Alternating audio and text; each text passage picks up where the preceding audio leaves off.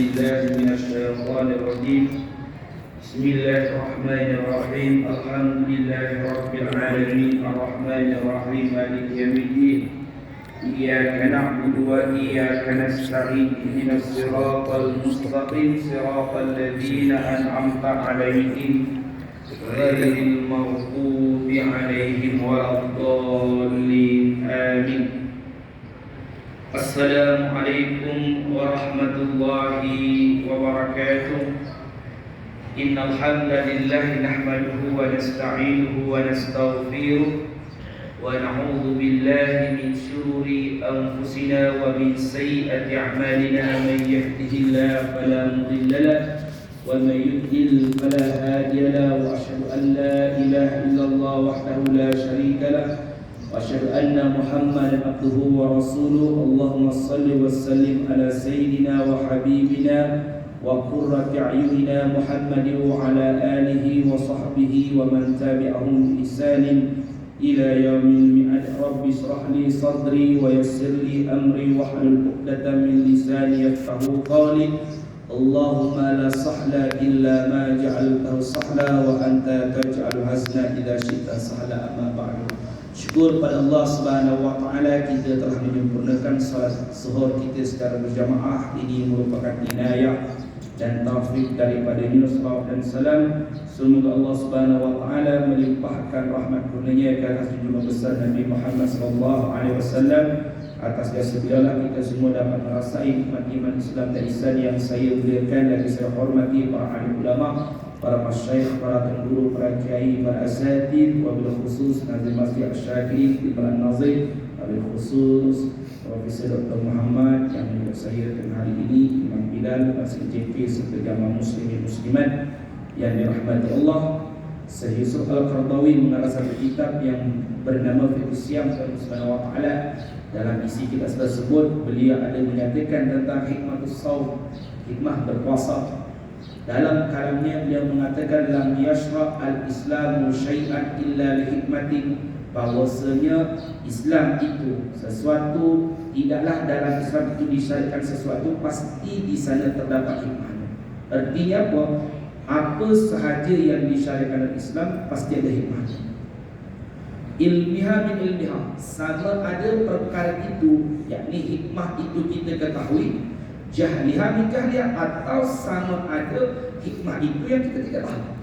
Maknanya kata apa sahaja yang disyaratkan itu pasti ada hikmahnya, baik yang kita ketahui ataupun tidak. Itu maksudnya.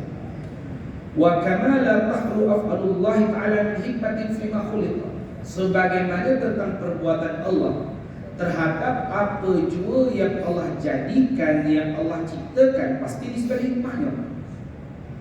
La tahlu ahkumuhu subhanahu wa ta'ala min hikmatin fima syuri'ah, sebagaimana juga hukum yang ada dalam syariat kita, baik yang wajib, yang haram, yang makruh, yang sunnah, hatta yang harus ada.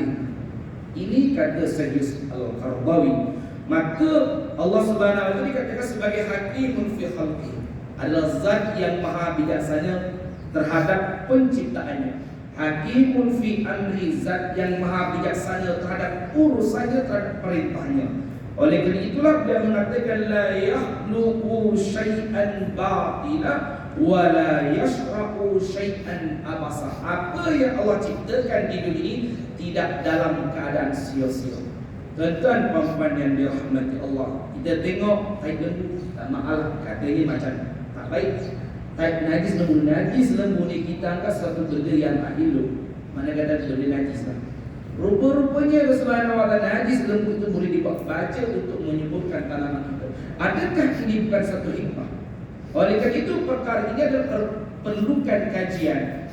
Apa yang boleh menjadi manfaat terhadap tanaman kita? Itu di antaranya ataupun contoh-contoh daripada segala apa yang Allah ciptakan itu pasti ada hikmah. Wa hadza yanqalibu 'ala al-ibadati wa 'ala al-mu'amalati jami'an. Hal ini semua mencakup segala aspek ibadah kita, muamalah kita. Ibadah kita berkaitan tentang hablum minallah, hubungan kita kepada Allah. Muamalah kita berkaitan tentang hablum minan nas, hubungan kita kepada manusia. Baik kepada manusia, tidak baik kepada Allah, tempang. Baik kepada Allah, tak baik kepada manusia pun tempang. Maknanya kata apa?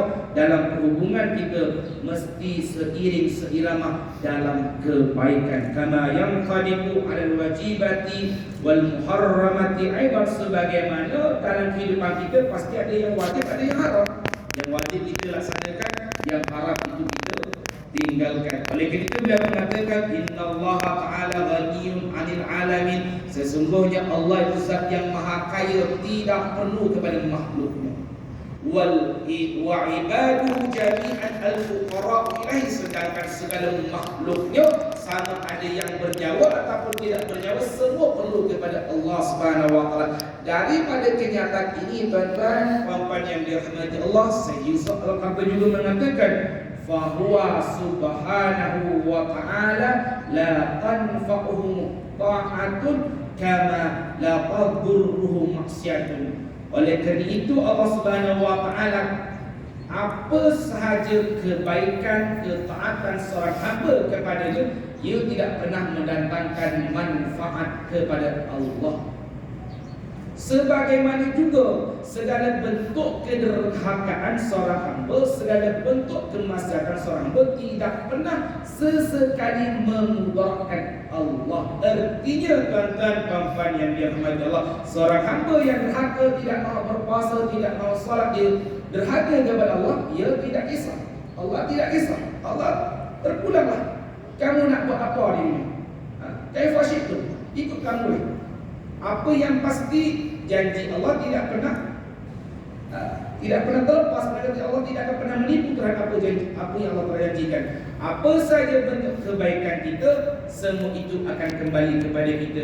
Apa saja perbuatan jahat kita, derhaka kita, semua akan kembali kepada kita. Oleh itulah beliau mengatakan fal hikmatu fit ta'ah, hikmah dari buah ketaatan, kepatuhan, ketundukan kita kepada Allah, aidatun ila maslahatin nafsi, semua kembali kepada diri kita, bukan kembali kepada Allah.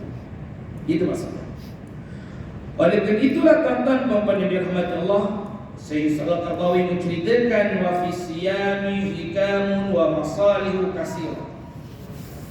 Banyak sangat tentang hikmah-hikmahnya berpuasa sebagaimana yang telah dinaskan di dalam syariat. Yang pertama tuan-tuan puan-puan yang dirahmati Allah, hikmah daripada kita berpuasa, kata beliau, tazkiyatun nafsi, sebagai bentuk penyucian hati dan jiwa kita.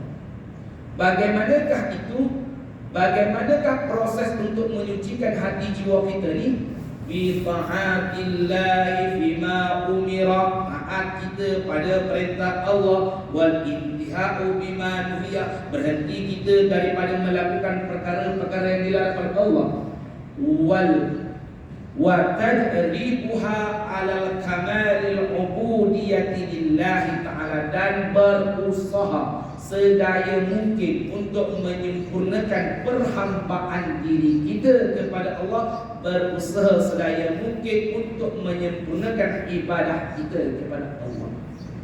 Nak cari kesempurnaan tuan-tuan puan-puan dirahmati Allah, banyak kekurangan. Oleh kerana itu, ketika mencari kesempurnaan dalam ibadah, tak semua orang mampu melakukannya. Tapi jangan jadikan alasan susah lah saya jadi kesempurnaan ibadah ni. Tak payah salah, itu pun satu masalah. Jadi dalam perhambaan diri kita kepada Allah, berusaha sedaya mungkin untuk menyempurnakannya.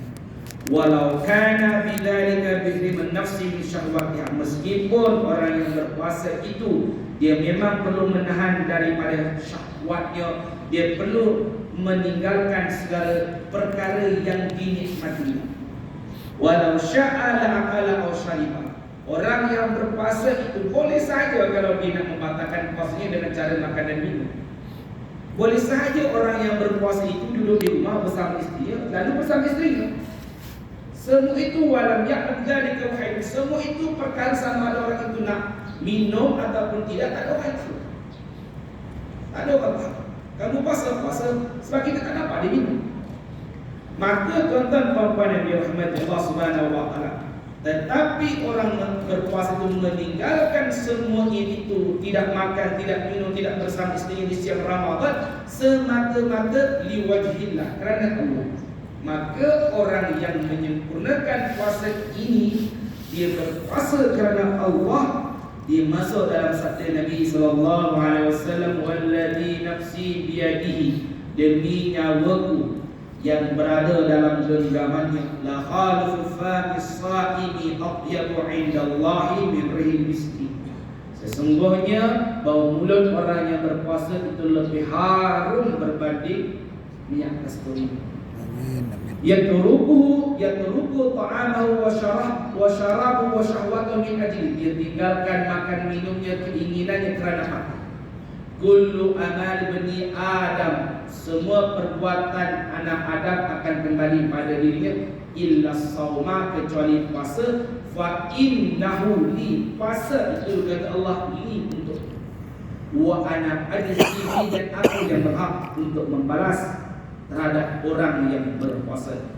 Itu yang pertama. Yang kedua, tuan-tuan puan-puan yang dirahmati Allah Subhanahu wa taala, Sayyid Yusuf Al-Qadhi mengatakan, innas siyama, sesungguhnya puasa, wa in kana fihi hifdzul lisihatil badani, meskipun kita mengatakan dalam puasa itu ada kebaikannya, yakni menjaga kesehatan tubuh badan kita.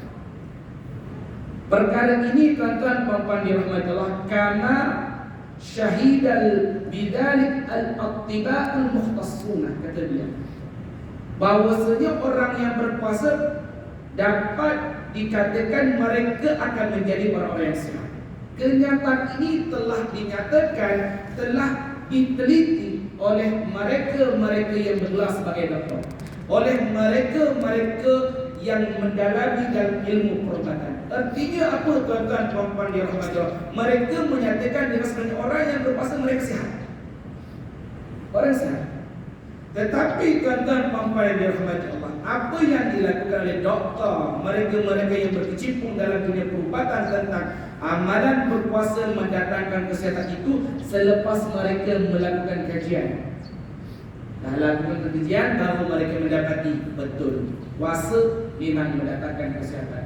Sebelum itu subhanahu wa ta'ala, Nabi telah mengisyaratkan 1400 tahun dahulu, sebelum lebih lah, Nabi mengatakan kepada kita, sumu asih, puasalah dikau kasihan.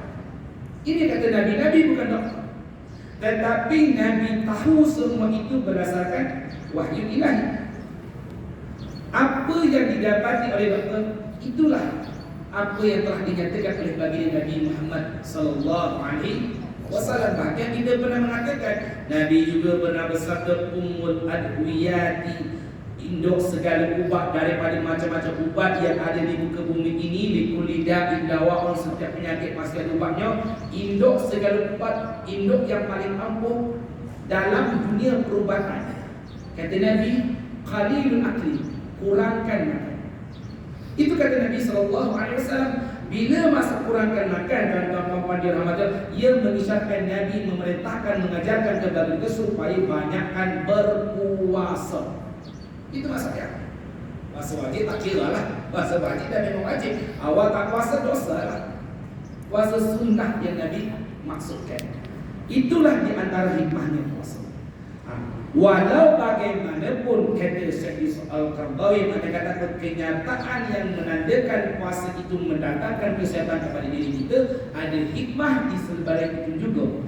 Beliau mengatakan, fafihi aidan i'la'u lil janibir ruhi ala janibil madi, meninggikan dimensi kejiwaan roh kita mengatasi dimensi kebenaran. Artinya subhanahu wa ta'ala, proses puasa kita menandakan kita adalah hamba-hamba Allah yang saleh. Bukankah roh kita ini perlukan makanan? Makanan apa? Makanan dengan cara zikrullah, makanan melalui ibadah. Sebagaimana tubuh badan kita perlukan makanan, yakni zat-zat yang kita makan selama ini. Itu maksudnya. Ketika seseorang lebih menumpukan kejiwaannya, makna kata apa? Dia lebih mendahulukan amalan akhirat berbanding dunia. Madhi itu bermaksud kebendaan urusan dunia. Itu maksudnya. Maka beliau mengatakan juga fal insanu manusia kana yusawwiru khalqu Adam. Sebagaimana kita nyatakan manusia itu berasal daripada Nabi Adam, bukan daripada monyet. Dulu tuan-tuan, dulu waktu saya belajar, kita pernah dimukkan oleh teori manusia itu daripada monyet. Selesai teori Darwin itu dah itulah nama dia. Kita pernah dimukkan sebegitu rupa. Ada kata manusia berasal daripada monyet. Ini satu bentuk pembodohan kepada manusia. Siapa-siapa yang merasa dirinya daripada situ, itu memang termakan daripada pembodohan itulah. Dan malah saya kata, ini tak boleh kita guna pakai lagi silibus-silibus yang sebegini. Maka bila mengatakan manusia itu zutabi'atin musdawijati, manusia mempunyai dua potensi. Kata Syekh Sa'al Al-Qardawi, fihi unsur tin wal hama'ul masmu. Dalam diri manusia ini ada unsur-unsur tanah. Memang kita daripada tanah, tuan-tuan. Asal penciptaan Nabi Adam daripada tanah. Wa fihi unsur ruh alladhi nafahu Allah bihi. Dan dalam diri manusia juga ada unsur-unsur roh, yang mana roh ini dihembuskan daripada Allah melalui malaikat Jibril. Ini kata Syekh Al-Qardawi.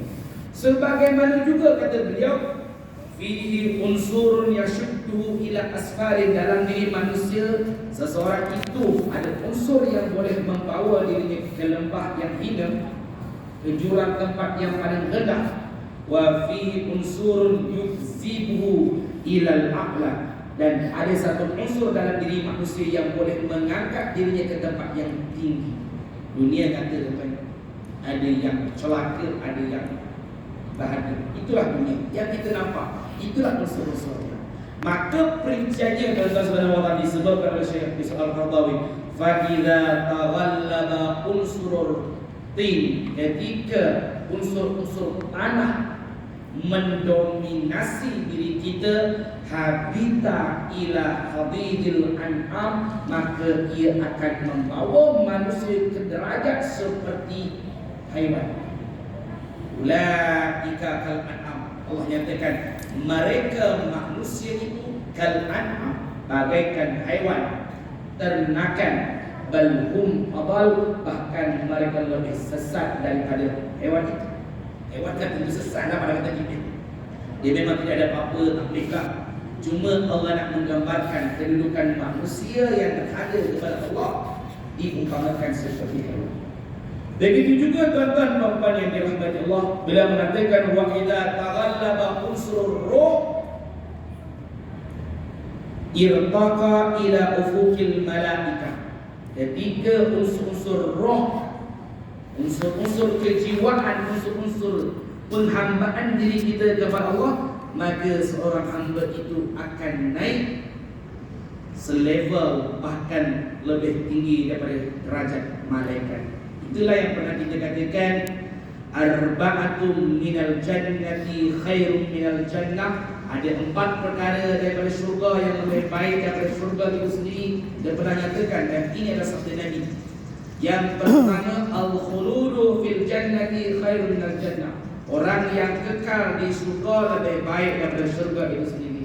Yang kedua, wa khidmatul malaikati fil jannati khairum minal jannah. Orang yang malaikat berkhidmat kepada manusia di syurga lebih baik daripada syurga sendiri. Dalam ini dijelaskan oleh Syekh Muhammad Nawawi Al-Bantani Al-Indonesia, ulama Nusantara yang dikatakan sebagai Imam Nawawi As-Sani, gelaran beliau. Beliau mengatakan, beliau menjelaskan kalam Nabi ini, wa khidmatul malaikati tadullu ala ziyadati irtifa'in nas.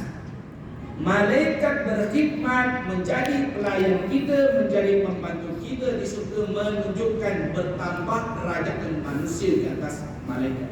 Itulah kita tuan-tuan dan puan dirahmati Allah, bila mana kita benar-benar menjadi hamba Allah.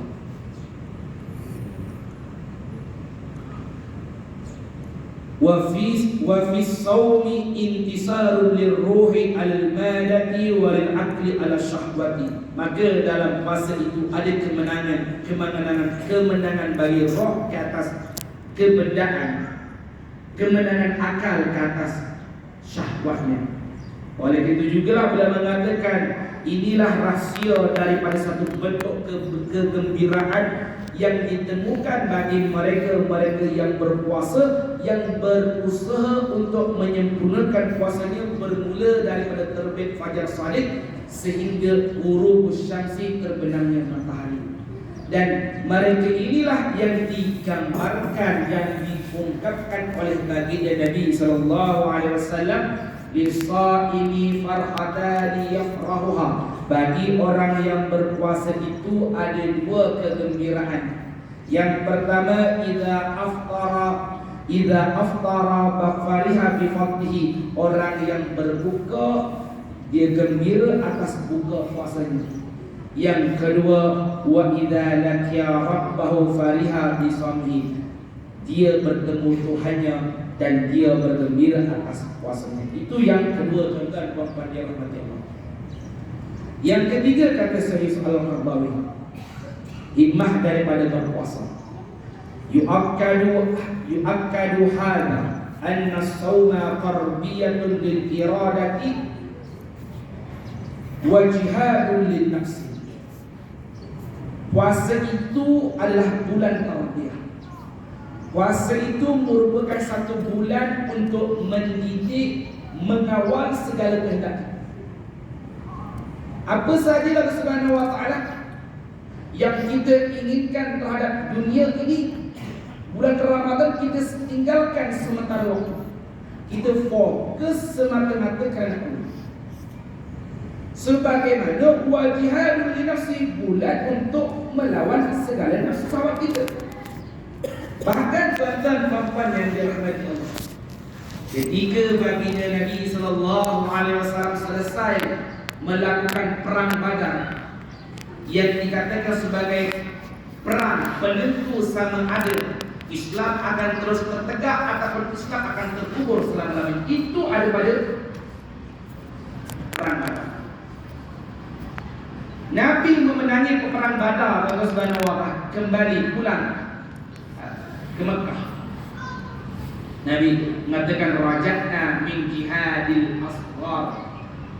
Kita baru selesai melakukan jihad yang kecil, perang yang memerlukan kekuatan fizikal, perang yang memerlukan kekuatan mental, perang yang memerlukan dana yang banyak. Nabi mengatakan itu jihad yang kecil. Lalu sahabat bertanya, bagaimana pula jihad yang besar wahai Nabi? Kalaulah mempertaruhkan nyawa berperang mempertahankan agama ini dikatakan sebagai perang yang kecil, jihad yang kecil, bagaimana pula jihad yang besar? Nabi mengatakan jihad melawan hawa nafsu. Hawa nafsu kita Subhanahu wa taala dia tidak akan pernah hilang dalam ini. Oleh kerana itu, orang yang mampu menundukkan nafsunya, dia adalah orang yang percaya. Maka bulan Ramadan adalah satu bulan mendidik agar kita mampu melawan segala nafsu. Wa ta'widun ala sabri, sebagaimana juga bulan Ramadan mengajarkan kita untuk selalu membiasakan bersabar. Begitu juga tuan-tuan puan-puan yang dirahmati Allah, kata beliau was-sawratu al-ma'lufah, berusaha untuk merevolusi diri kita sendiri dari sebarang bentuk kenikmatan-kenikmatan duniawi, mengubah diri kita. Bukankah manusia dalam dirinya ada kehendak? Bukankah dalam kebaikan itu pun ada kehendak? Bukankah dalam agama mengajarkan kita untuk bersabar terhadap perkara yang diperintahkan untuk taat? Bukankah dalam agama mengajarkan kepada kita diperintahkan untuk bersabar terhadap perkara yang dilarang? Tuan-tuan puan-puan yang dirahmati Allah, puasa kita bukan hanya setakat menahan makan dan minum. Puasa kita lebih daripada itu. Oleh kerana Subhanahu wa taala dalam puasa ada istilahnya puasa yang membatalkan pahala dan puasanya, ada puasa yang membatalkan pahala puasanya, puasa kita besar. Yang membatalkan puasa semula tahu. yang membatalkan pahala puasa dia agak kurang tahu. Maka ulama mengatakan di sana kita perlu menjaga anggota tubuh badan kita dalam puasa. Mata kita perlu puasakan. Macam mana mata nak dipuasakan? Puasa daripada melihat maksiat, puasa daripada melihat perkara-perkara yang diharamkan. Telinga begitu juga, mulut begitu juga, tak mencaci orang. Hati kita begitu juga, kita puasakan untuk tidak dengki kepada orang lain. Tangan kita tidak mencuri. Kaki kita tidak pergi naik kelab malam. Itulah puasa. Puasa menjaga anggota tubuh badan kita. Kalau orang berpuasa pergi naik kelab malam ataupun di tengah hari dia pergi joget kelab malam, batal ke puasa dia? Tak batal kan? Tak batal. Jadi puasa pergi naik kelab, pergi joget, batal? Tak batal kan? Tetapi pahalanya kurang. Itu perlu kita tahu. Ini kata ulama tuan-tuan puan-puan yang dirahmati Allah Subhanahu wa taala. Wala ghadwa an samman Nabi sallallahu alaihi wasallam syahr Ramadan syahr sabri. Oleh begitu tidak asing lagi mengapa bagi Nabi sallallahu alaihi wasallam menamakan bulan Ramadan sebagai bulan kesabaran. Sabar kita daripada mengikut segala hawa nafsu kita. Sabar kita menahan anggota tubuh badan kita. Sabar. Menahan itu maksud sabar. Maka Nabi juga bersabda dalam sebuah hadisnya, Saumun syahrun, saumu syahri as-sabr. Saumu syahri as-sabr. Puasa itu adalah bulan kesabaran. Wa salasatu ayyamin min kulli syahrin yudhibna wahara sabri. Setiap satu bulan kalau kita berpuasa 3 hari sahaja, itu dapat menghilangkan segala bentuk penyakit hati kita. Penyakit hati orang dengki pada orang lain, tak suka dengan orang lain, hatinya tak baik dengan orang lain, suka marah dan sebagainya. Itu penyakit hati lah tu. Dia kata sikit punya masalah dia pergi besar-besarkan dan sebagainya. Itu penyakit hati lah nama dia. Maka Nabi menganjurkan untuk kita berpuasa setiap bulannya 3 hari. Dia kata apa? Kita berpuasa ayyamul bid, puasa hari putih 13, 14, 15. Itulah paling sedikit berpuasa setiap bulannya. Yang paling elok puasa Isnin Khamis. Yang paling elok juga berpuasa Nabi Daud. Hari ni puasa, esok tak puasa, hari ni puasa, esok tak puasa, sampai nanti Ramadan yang akan datang. Itu di antara banyak-banyak puasa sunnah lah tuan-tuan puan-puan yang dirahmati Allah Subhanahu wa taala. Sebagaimana juga yang diungkapkan oleh baginda Nabi sallallahu alaihi wasallam, as-siyamu junnatun, puasa itu merupakan benteng daripada kita melakukan dosa di dunia, benteng juga daripada masuk ke neraka di akhirat kelak. Dalam sabdanya juga beliau mengatakan, as-siyamu junnatun minan nar, puasa itu merupakan benteng daripada api neraka, ka junnati ahadikum minal kita, sebagaimana puasa itu merupakan benteng perisai saat kamu berperang. Macam kata mereka lah yang berperang. Orang berperang dulu kan dia ada baju besi, ada yang bulat macam kata mereka tu. Dia ada benteng apa nampak? Perisai. Itu yang ketiga tuan-tuan puan-puan yang dirahmati. Yang keempat perkara yang penting juga oleh Allah Subhanahu wa taala. Kata Syekh Al-Qadawi, wa minal muttafaqi alaihi anna al-gharizata al-jinsiyata min akhtari aslihati syaitani fi irwa'il insani. Beliau mengatakan begitu, bahawasanya yang telah disepakati juga oleh para alim ulama kita, bahawasanya dorongan nafsu seksual merupakan senjata syaitan yang paling ampuh. Jadi itu saudara Allah, kalau kita ada perempuan, tolonglah kita anak perempuan kita jaga orang mereka. Antara penyebabnya orang lelaki melakukan perbuatan itu adalah disebabkan perempuan yang berbuat. Mereka bukan malaikat, tuan-tuan, puan-puan dirahmati Allah. Mereka manusia. ada nafsu. Maka untuk mengelakkan perkara-perkara yang tak diingini berlaku kepada anak kita, tutuplah aurat mereka. Inilah yang telah yang diajarkan oleh bagi Nabi, yang tadi juga disebutkan di dalam Al-Quran. Jaga auratnya.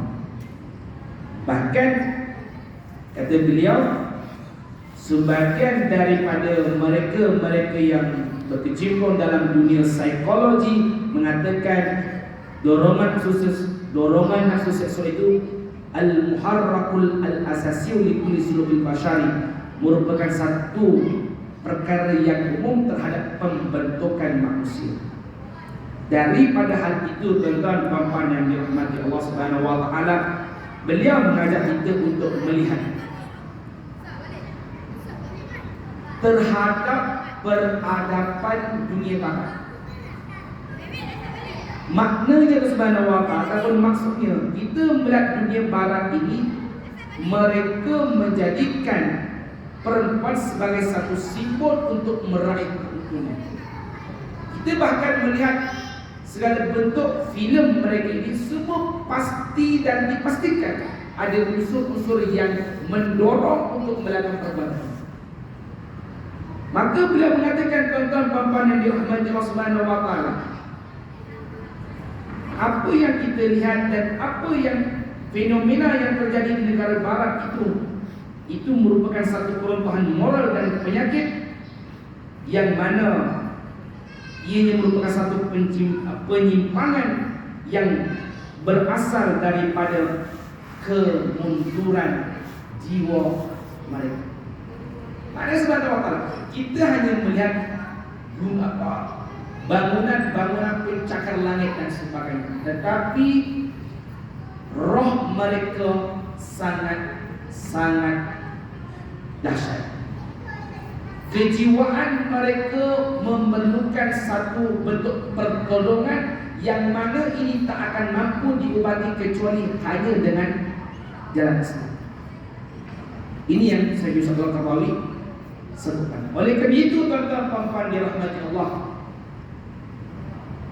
tidak akan ada satu ubat yang paling ampuh untuk melemahkan dorongan nafsu seksual seseorang itu, kata beliau.